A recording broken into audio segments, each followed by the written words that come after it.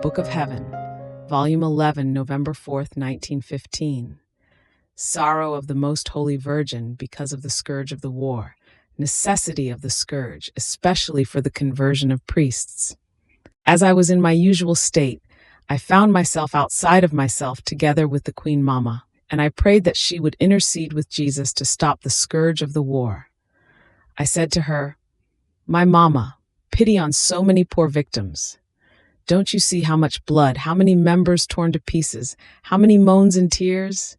You are the Mama of Jesus, but also our own, so it is up to you to reconcile your children." And while I was praying her, she was crying. But though crying, she seemed unyielding. I cried along and continued to pray for peace, and my dear Mama told me, "My daughter, the earth is not yet purged. The peoples are still hardened. And besides, if the scourge ceases, who will save the priests? Who will convert them? The garment that for many of them covers their lives is so deplorable that even the secular are disgusted to approach them. Let us pray. Let us pray."